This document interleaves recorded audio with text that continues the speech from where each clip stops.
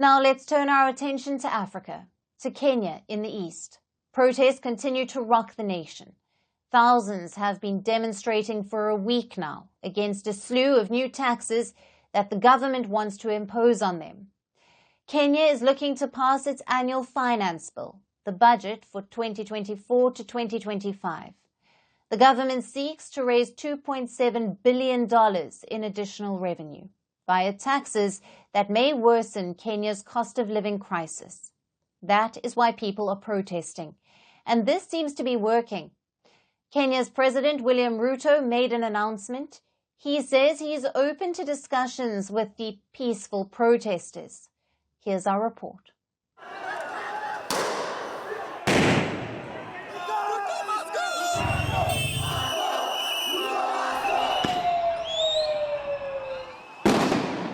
For a week now, some hashtags have been trending in Kenya, like hashtag Occupy Parliament and hashtag Reject Finance Bill 2024.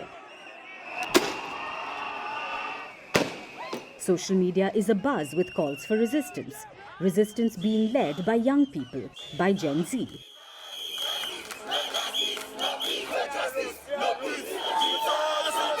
They are the ones at the forefront of this fight, the fight against new tax hikes. And it's these young Kenyans who are bearing the brunt of police repression.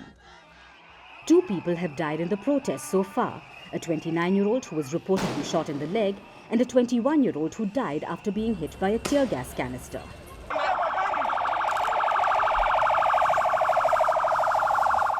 The Kenyan police have been using tear gas and water cannons to disperse protesters, even though the protests have been largely peaceful.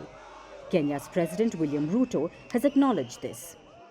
I am very proud of our young people. They have stepped forward tribeless. They have stepped forward peaceful. And I want to tell them, we are going to engage them. We are going to have a conversation so that together we can build a greater nation. Ruto made the announcement on Sunday. He said he wanted to have a conversation. But is there enough time? Kenya's annual budget or finance bill is about to get passed.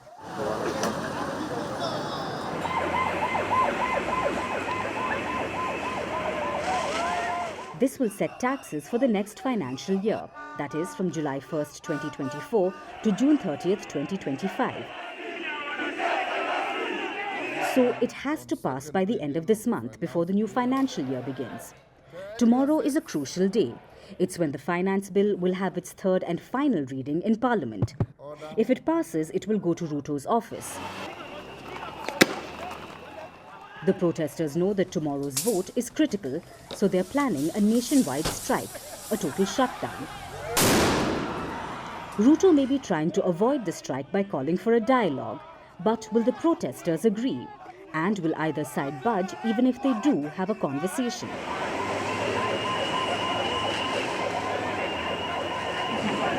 The Kenyan protests began because some of the taxes that Ruto's government proposed, like a 16% tax on bread, an annual 2.5% tax for owning a car, a levy on sanitary pads and diapers, and taxes on cancer treatment. These were the taxes that sparked the protests. And there was some course correction last week. Last Tuesday, they amended the bill, and most of the controversial taxes were scrapped. But the Kenyan government now wants to increase other levies instead. This is to avoid a revenue shortfall. They want to increase taxes on fuel and tariffs on imports. What will this mean? A fuel price hike has a wide impact. All forms of transportation become more costly, and that cost gets passed on to the end consumer, meaning that a fuel tax can lead to inflation. Then there are the import tariffs. This means that imported goods will become more expensive. Everything from food to diapers to cars, if they're imported, they will become more expensive. This is why the protests have continued in Kenya despite the government removing the controversial taxes. It's because the demonstrators believe it was a sleight of hand, that one way or another, things like food and diapers and sanitary pads are going to get more expensive. So instead of the amendment, the protesters want this year's finance bill scrapped. Will Ruto agree to this, or will there be a compromise? The clock is ticking.